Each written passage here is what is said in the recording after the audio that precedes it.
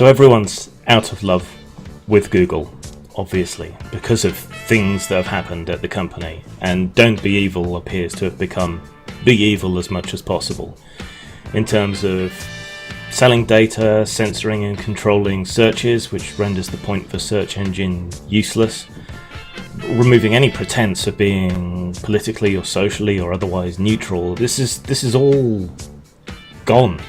It's all gone. There's not even a pretense anymore.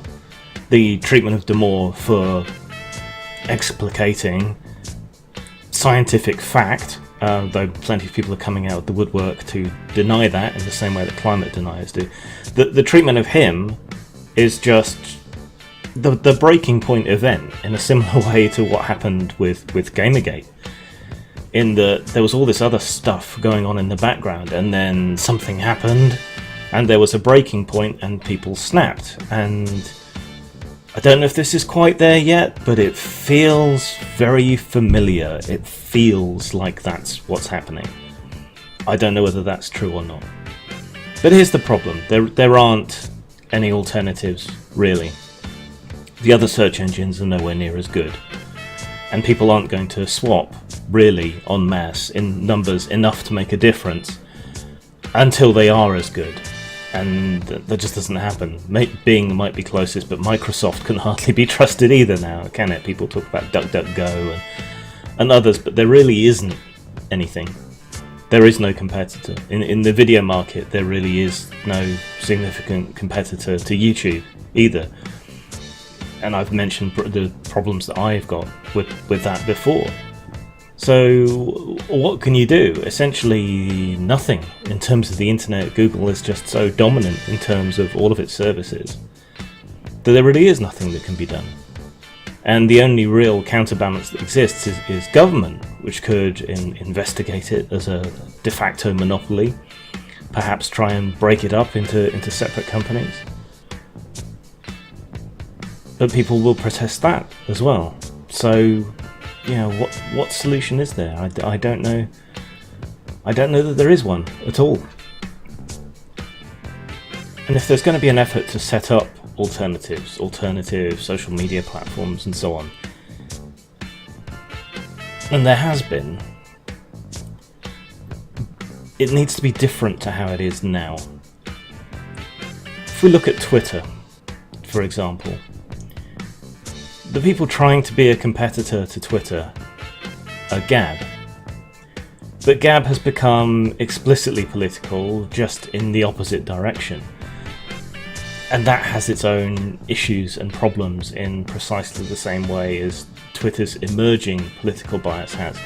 We don't need politically biased, explicit, agenda-driven platforms. We need neutral platforms. All of these things, when they were started out as neutral, free speech oriented platforms.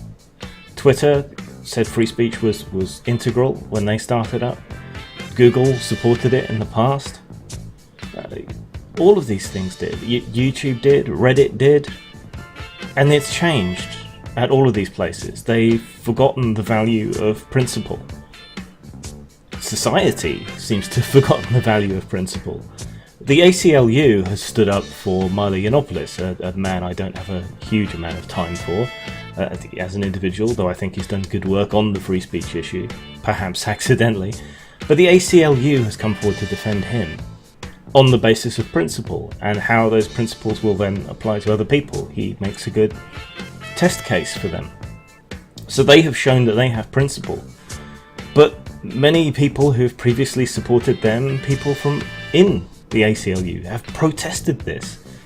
In the ACLU, a group that has in the past stood up and defended the right of Nazis to march and protest and speak. Literal, actual neo-Nazis. And yet Milo Yiannopoulos is too far in this current environment. Principle needs to be the first point. I've tried Gab as an alternative to Twitter. The audience isn't there. Maybe it never will be. Maybe it will. But at present, it is far lonelier for me over on Gab as someone who is left-wing than it is on Twitter as someone who is anti-social justice warrior. It's far lonelier over there. Its selling point has become that it is a safe haven for the right or whatever. That's not what we need. We don't need another Fox News. You know, we need neutral outlets. Mine's is the closest. It has its own issues with New Agers and conspiracy theorists and so on dominating and flooding the feeds there. So we need more people there. At least it's more politically neutral. And it seems to have this free speech stance. That seems like the place to go. But these other alternatives, they just don't exist yet. But the point I want to hammer home is that we don't need Gabs and we don't need Patreons. We need neutral, free speech oriented platforms that do not have a company position when it comes to politics, that do not have a company position when it comes to these issues, that just say, we are paper, write whatever you like on us. Zang.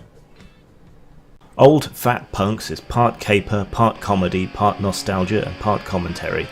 It follows three aging punks as they build themselves up for one big, nihilistic last hurrah.